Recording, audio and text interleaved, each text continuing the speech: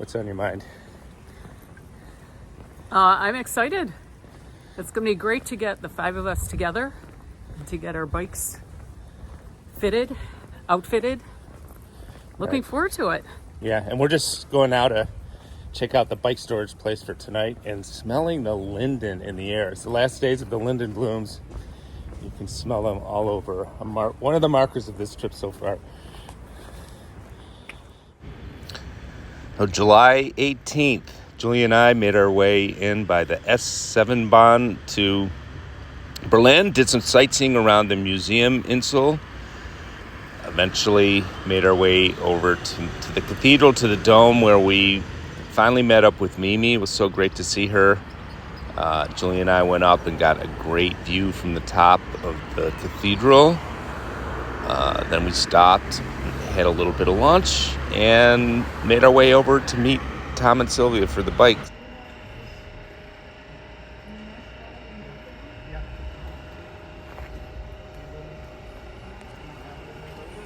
Here we are, getting ready. Sylvia and Tom have all our stuff to pack on.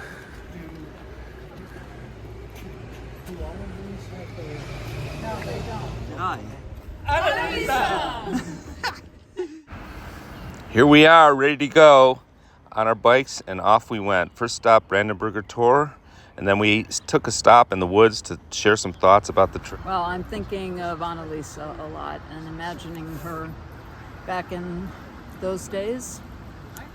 It's bringing up lots of questions, and I hope you guys have some answers for me.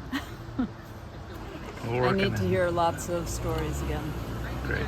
I'm loving biking with you all, like having this time to bond with the four of you, and it's great to be here where Mom was. I'm sure she was biking as well as canoeing all over here, so you can hear her voice and see her trail. It feels great to be in the saddle, so to speak, to be on the bikes. I feel more comfortable than I thought I would.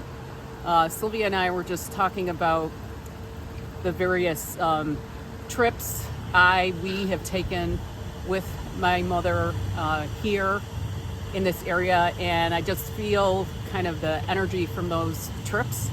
Looking forward to the rest of the journey. It's great to be here and be off to a good start. Riding through the woods was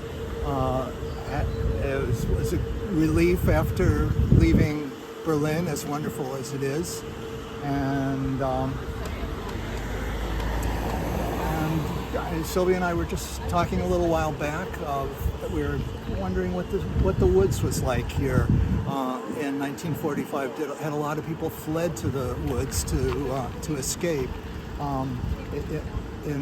And we were kind of debating that question a little bit and thinking, well, you know, if Annalisa were here, she would know. She would have had thought about that along with her whole community. So I think this whole trip is going to be a lot of that, a lot of being in modern Germany and with all its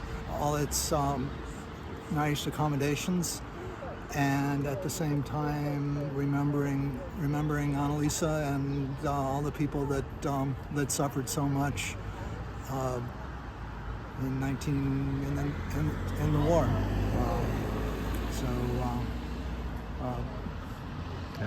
So this is it's quite a trip.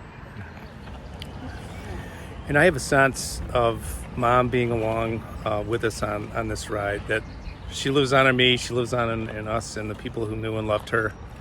And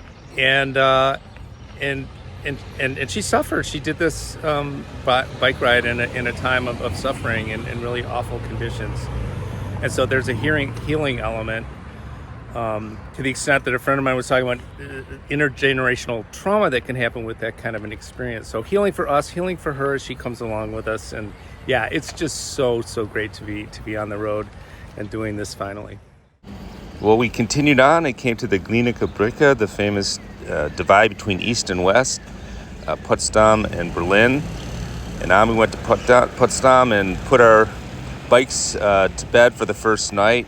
Then we had a little stroll through Potsdam, thinking about Mom's hometown and what it must have been like for her to walk through here. And finally made our way to the Sanssouci Park. This is the church here where Mom was baptized. Just beautiful, beautiful park, Sanssouci, where Mom spent so much time.